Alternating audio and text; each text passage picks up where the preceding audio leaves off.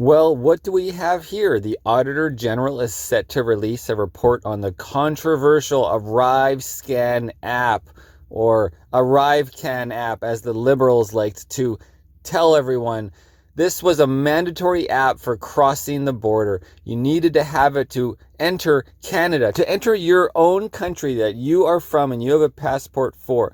And if you don't follow all of the procured rules of the ArriveSCAM app, they want all your information, they want your vaccine status, they want to know your pre-testing, they want to have you also. And if you don't do this, if you don't give your medical autonomy away and you don't go down to the totalitarian and run their communist app, you will have mandatory 14-day quarantine just because you didn't do their app. So I actually went to the States in May. May of 2021? And I did not obviously do any of that. And on the way back to Canada, the border agency, the CBSA, the Canada Border Service Agency, he didn't know what to think about me. And I'm like, no, I didn't do the app. No, I don't have to. I choose not to. And he's like, well, you're going to have to talk to Health Canada about that. And it's like, no, thanks. And he makes me speak to Health Canada, and they're like, hey, why didn't you do this? Because it's none of your business. Many of you guys might have seen the video I posted on the Irnieracing news channel, because my other channel was actually blocked at the time, from CensorTube strike bullshit. And essentially, he wanted my address. I'm like, that's private information. I didn't give him my address, and I never got the $5,000 fine. But many people got a $5,000 fine. Of course, they told me to quarantine and all this bullshit. And I'm just like, dude, like, F off. Where do you even live? Where do you come from, right? And anyways, so now how much money was wasted? Millions and millions of dollars. So here is the story and we'll get over to Pierre Poilievre and see what he thinks, guys. The ArriveSCAM app will go under the microscope today as Canada's Auditor General releases a report on the $54 million government project. The government launched ArriveSCAM in April of 2020 with the stated purpose of using it as a communication and screening tool to ensure travelers arriving in Canada complied with pandemic border tyranny measures. The Canada Border Service Agency has said that roughly $54 million was budgeted for the initial development and operation of the ArriveSCAM app, but there have been persistent questions about the app's cost and its procurement process for over a year. Now let's go look at what Poilievre has to say. Justin Trudeau is not worth the cost, at least $60 million worth the corruption. After 8 years, Justin Trudeau has doubled housing costs. He's doubled the rent, doubled mortgage payments, doubled the needed down payment for the average home. After 8 years of Trudeau, you now have to save 25 years for a down payment on a home in Toronto, when you used to be able to pay off an entire mortgage in that time. After 8 years, young women wonder if they'll ever be able to have kids because they're stuck in their parents' basements until their early 40s, when under the previous government, the average age of buying a home was 29. After 8 years of Justin Trudeau, criminal defense lawyers tell us that their convict clients are asking to stay in jail so they don't have to go out and find a place to rent, because prison is better than Justin Trudeau's housing market. After 8 years of Trudeau, a record-smashing 2 million people line up at food banks every single month in scenes that are reminiscent of the Great Depression. After 8 years of Trudeau, there are now 30 homeless encampments in Halifax alone. Some scenes that were unimaginable only 8 years ago. After 8 years of Trudeau, violent crime has exploded by 40% at least, and growing quickly.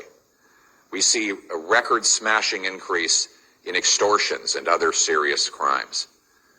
And after 8 years of Justin Trudeau, while you can't pay your bills, where you can't afford a home, he's taken $60 million of your tax dollars and given it to a corrupt app, ArriveSCAM, that doesn't work, that we didn't need, and that went 750 times over budget.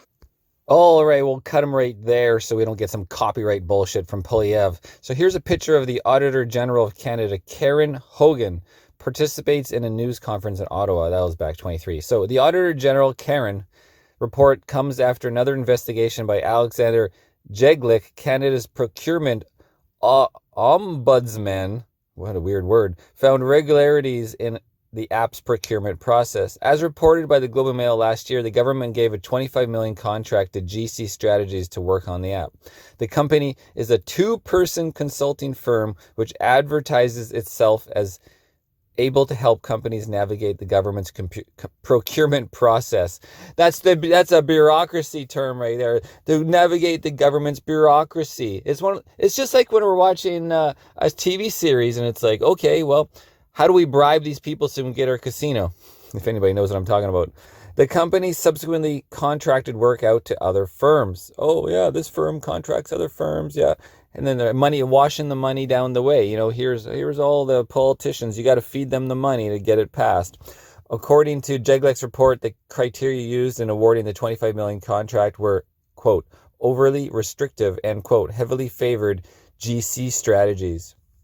The report indicates that GC Strategies, quote, copied and pasted, quote, end quote, government-listed requirements for subcontractors on numerous occasions when submitting proposals to the CBSA officials. Jeglick's report also suggested that a number of bidders repeatedly won contracts by listing subcontractors that ultimately didn't do any work on the app. Let's go back to Pierre Polyev. And that went 750 times over budget. Think of that the next time you go to the grocery store and you look at the cost of the food and that bill is too high for you to pay. Think of the next time you look at his carbon tax, which he's quadrupling, on your heating bill, and you wonder if you'll be able to keep the heat on for the rest of the winter. He took 60 million of your dollars and put it into this ArriveSCAM. Think of that. When you see homeless people who can't afford a place to live, that Justin Trudeau took their money for this ArriveSCAM app. Common sense conservatives told him not to do ArriveSCAM, but he went ahead anyway. What were the results of that decision? Well, we now know the results. ArriveSCAM costs at least $60 million, 750 times over budget. 12 million could be unrelated to ArriveCAN altogether, even though it was paid out for that purpose. Money given to GC Strategies, we were told it was 9 million, then it became 13 million, and now they say it was 19 million. 18% of the invoices were submitted by contractors who lacked information to determine if expenses were related to ArriveCAN. GC strategists were involved in writing the requirements for the very contract that they would win and profit from. So yeah, the GC Strategies, they wrote the requirements that they bidded on. Unbelievable. In quote, in roughly 76% of applicable contracts, resources proposed in the winning bid did not perform any work on the contract, the report says. Jeglick describes the practice as a, quote, bait and switch during an appearance before the House Government Operations Committee in January. There is a picture of the procurement ombudsman, Alexander Jeglick, prepared. Okay, so Jeglick told MPs on the committee that contractors have been known to provide workers or resources other than the ones promised in the bidding process.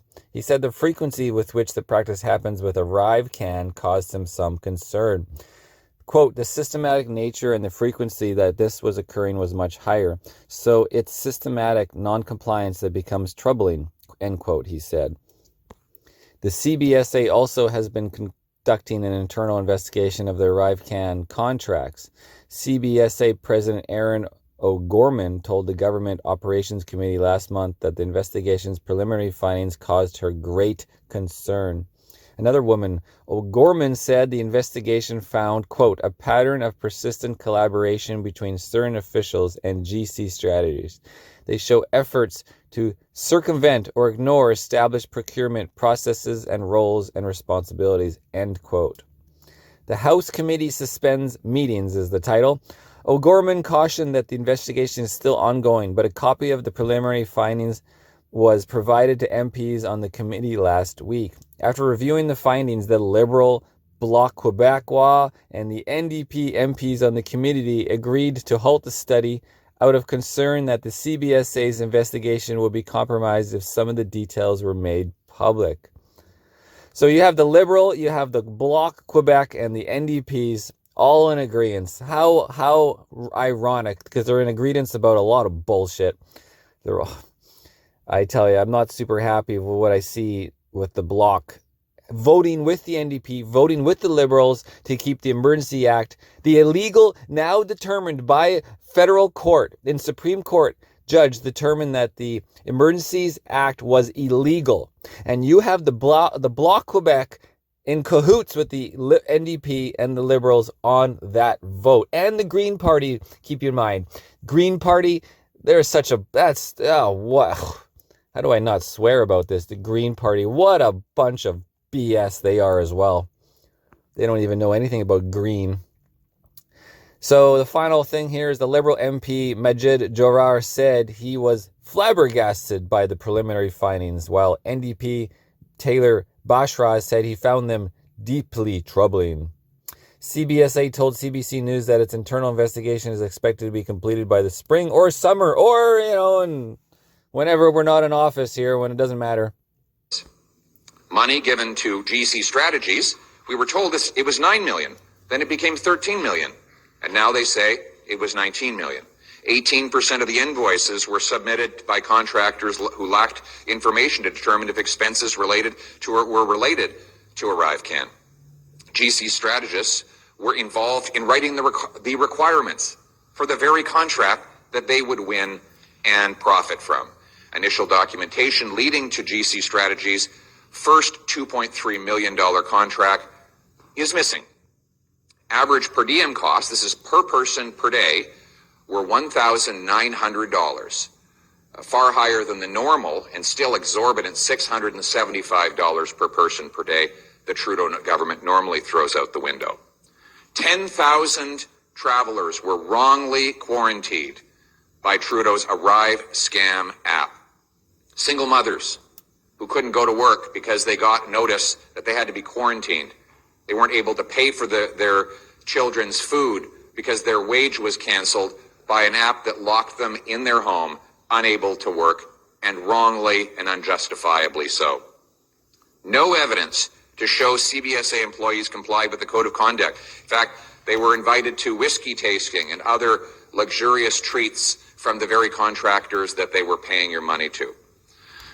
And page 18, subcontractors did not have the property security clearances, so Trudeau put your private information at risk. While Trudeau says he doesn't have enough money to scan those shipping containers that are taking your car that's been stolen and sending it off to the rest of the world, the very same department that is responsible for our borders and our ports took $60 million or more for the ArriveSCAM. More proof that after 8 years, Trudeau's not worth the cost, he's not worth the crime, he's not worth the corruption.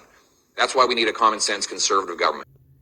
So for those that don't know, here on the Irnieracing Outdoors channel, which is the actual youtube.com/@IrnieracingNews, here you see 1 year ago I posted the Canada border non-compliance, May 22nd, 2022. Sorry, 2022. We'll take a little look at it. It's 18 minutes, but just get on the Irnieracing News channel here, Outdoors.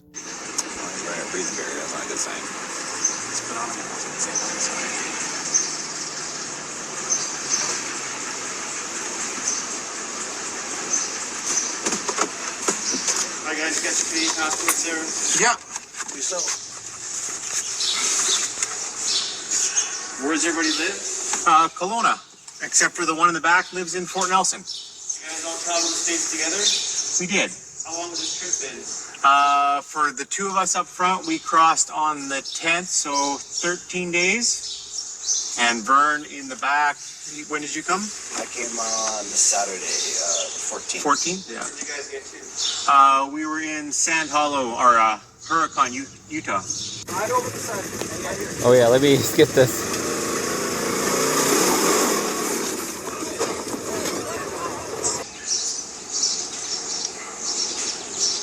Everyone's vaccinated, I'm assuming? I am. I am, sir. That's my medical autonomy. Okay. So, did you do the ArriveCAN or not? No. Is there a reason why you won't do it? I don't believe that it's needed, not necessary. Okay. So, did you take a negative COVID test at all before you came back? No. All right, so what's going to happen is I'll refer you to the health officer. They're going to phone you and talk to you on the phone, and then they're going to make a decision and talk to you about what to do with your status. I don't want to talk to the health officer, please. You have to. I'd like to decline that. Real good sign. He gave us our passports back. I didn't want to give him my phone number though, but fuck. Too bad. Which one do I give? Which one do you give? Right? Which one is exposed? And I'm like, well, that one's already exposed. You're exposed. My other one is secret. Hey, it's Marcel.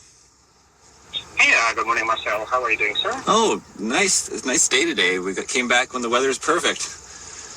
That's good. Yeah, okay. And my name, sir, is Mike, and I'm calling from Public Health Agency in Canada. All right, so the reason for my call is that I received a call from CBSA, where you at, Osoyos. Yeah. And CBSA informed me that basically you don't want to answer questions if you're vaccinated or not. Yep. Hey, I didn't do the ArriveCAN app. That's it. Yep. Oh, you did not complete the ArriveCAN. Yeah. All right. But are you vaccinated or no? That's none of your business. Okay. All right.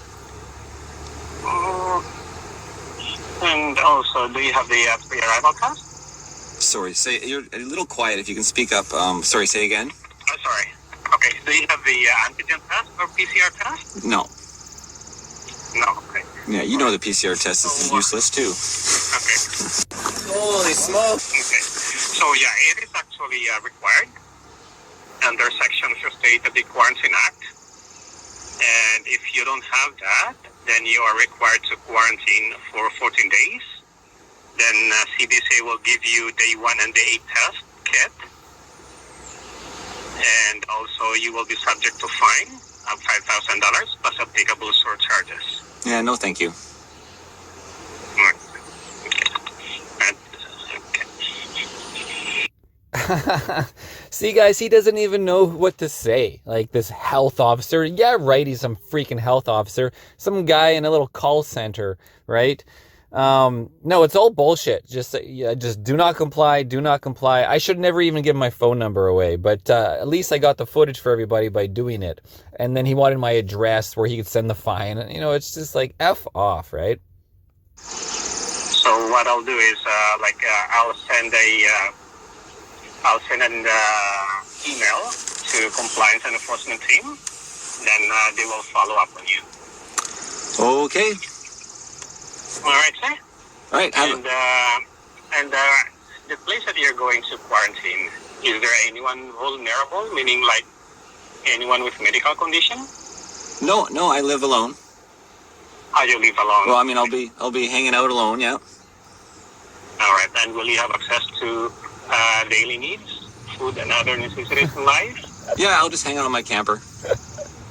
All right. Okay. All right, sir. Now, the next thing he asked is the best part. And okay. All right. Have a good day. Will you give me your address where you're going to quarantine? No, that's not your business either. Okay. All right. All right. All right, guys. So we'll skip ahead now. As they try to follow up with me like 2 weeks later.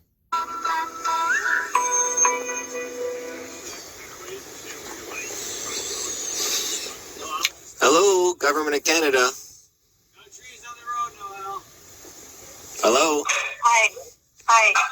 Hi, who am I speaking with? Hi, my name is Sweetie, and as you said, I'm calling in regard to your travel. Oh, what's your name? Sorry. Sweetie. Sweetie. See, what a bunch of bullshit. I'm a Canada health officer named Sweetie. What's your first, last, and middle name, your phone number, your address? Like, if you want to talk to me, you better announce who the hell you are. First and last name. That's my first name, Sweetie. Oh, how do you spell that? It's like sweet and Y. Okay, SWEETY. That's right. Oh, and what's your first name? That's my first name. Oh, what's your last name? Rajpal, R-H-A-P-A-L. Rajpal. Okay, where are you calling from? I'm calling from Government of Canada, and I'm a screening officer calling in regard to your recent international travel. Oh, and where are you located calling from? I'm calling from BC. Oh, whereabouts? Where in BC are you calling from? We work from different locations. How can I... Listen to this. She's so, I'm like, it's like stumping Trudeau or Freeland when they're like, oh, well, thank you for the question. I would like to start by selling you this. It's just bullshit. Either she doesn't want to say, or she's not even in BC, and she's going to have to look up on computer and make it up, guys. I have a designation ID. If you think this is a spam call, I can provide you that, and you can see on the travel website, Government of Canada website, that this is a legit number. Okay. I was just asking where you're calling from. What town are you in? What tower? Oh, I was just asking what town are you calling from in BC? Where do you live? Yeah, Burnaby. Sorry, where? Burnaby. Oh, in Burnaby, guys. Burnaby. Okay, so that's, Surrey, Burnaby, Surrey, Vancouver. It's in the outskirts, if that's even true. Burnaby. Oh, okay. Yes, you're not too far away. Yeah. Yeah, okay. How did you get my number? Why are you giving me a call? Yeah, so we have you on the list of travelers who are required to complete the day 8 COVID test. Is that something you were being told to do at the airport? Did you guys just see what it said in the CC, the closed captioning? This is so perfect for CensorTube. Let me just rewind. Okay, pay attention to the closed captioning. Yeah, so we have you on the list of travelers who are required to complete the day 8 COVID test. Is that something you were being told to do at the airport? Oh, sorry, my phone is just hard to hear you. Can you say that again? Something about day 8? Yeah, we have you the travelers who are required to complete a COVID test. Oh, I'm on a list. You were randomly selected for COVID testing at the airport. Is that? Yes, yeah, something like. Do you see the communication bullshit? Were you randomly selected to have a C test at the airport? Like, they don't even know anything. They're just the call center. It is like cold calling you guys with a threat of $5,000 fine. That. Okay, so you're following me for like a follow-up to day 8 testing? Yes. Oh, So okay. we have both day 8 travelers and travelers who were selected for random testing. Oh, gotcha. Okay. Yeah, okay. So were you selected for random testing, or you had to complete a day 8 COVID test? Oh, no, I don't have to do any of that. Okay, so you completed ArriveCAN and everything? No, definitely not. So if you will not complete ArriveCAN, then you will not exempt? I'm exempt from tyranny for sure. Yeah, no, I have to laugh at myself. Hopefully you guys are laughing along with me how stupid Canada is. ArriveCAN is not appropriate. It's asking questions that I don't want to give away. I would never give away my personal information. Is there anything else I can help you with? No, I don't understand. So what were you told at the airport? Oh. You did not complete ArriveCAN? It doesn't matter. Is there anything else you wanted to ask me before I let you go? No, I want to confirm that if you were required to do a COVID testing, so have you done it or not? I don't know. Have you done the COVID testing? I was not traveling, sir. Oh, okay. Well, it doesn't matter. I don't put anything in my body. Even the Quarantine Act says that nothing may enter the person's body. So I certainly wouldn't be doing that. That's against the Charter of Rights. It's against the Quarantine Act to actually force something to go in somebody's body. So, yeah. Okay, thank you. I'm just required to read to you that there may be fines and a visit by a compliance officer if you do not complete. So I'm just reading it out. Yeah, you're just reading something out. Okay. Yeah, I do not comply. Okay. Okay, have a good day. Thanks. Bye. Bye.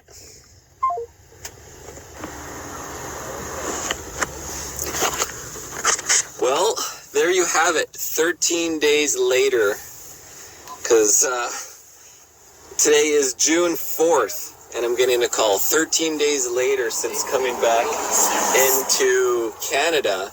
And here we're getting a call from this woman in Burnaby who is just reading the list and making empty threats. And all right, guys. Well, that round sums it up. Maybe there's one more thing to show you. One more.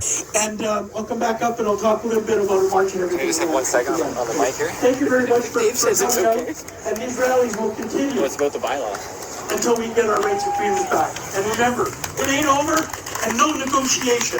Can I add something about bylaw? Because I for tickets? Sure.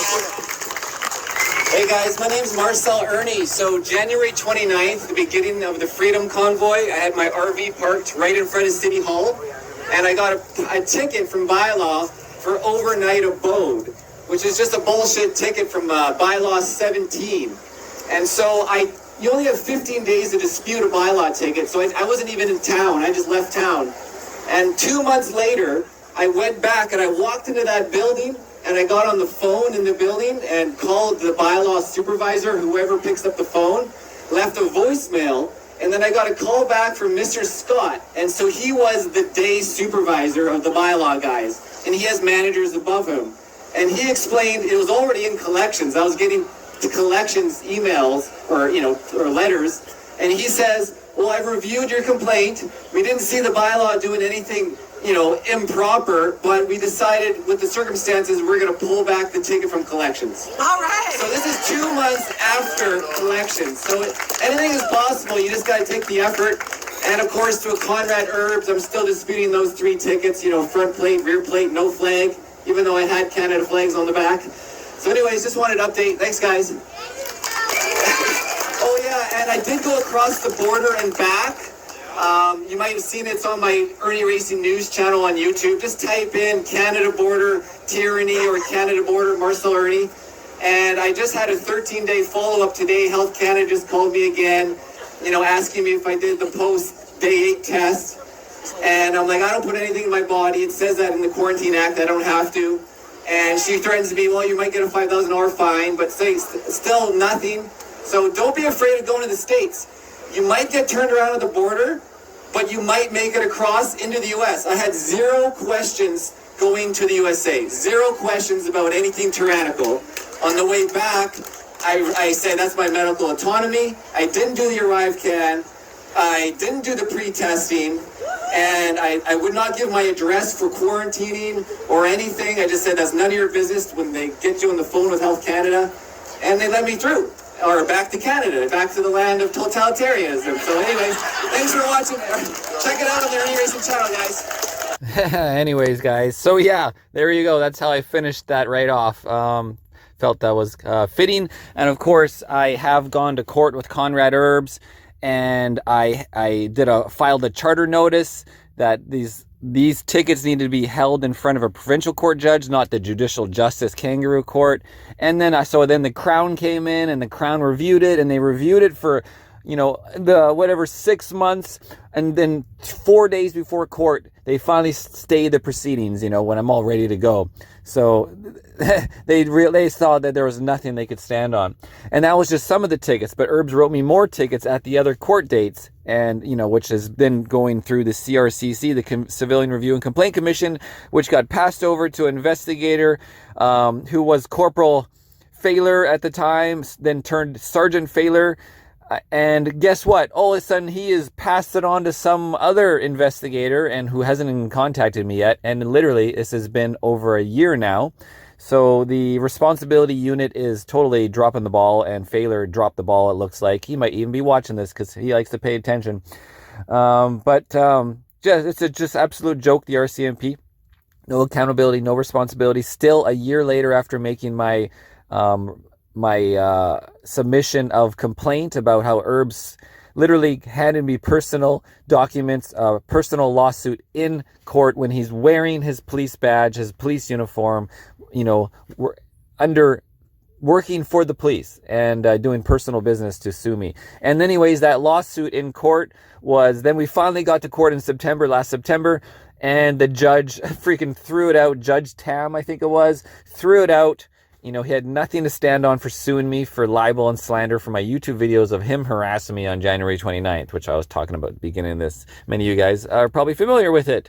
And so the secondary tickets for judicial justice, I went to judicial justice and finally got to do my cross-examination, and the judge cut me off. Oh, we're out of time. It's lunchtime. And I'm still waiting. And that was back in October of last year. So now it's October, November, December, January, February. Now we're 5 months later, and I still don't even have a court date. Like, it's now, it's been it'll be 2.5 years before I get that court date, it seems, from the initial offense. And this is Canada, guys. Canada tyranny. Irnieracing.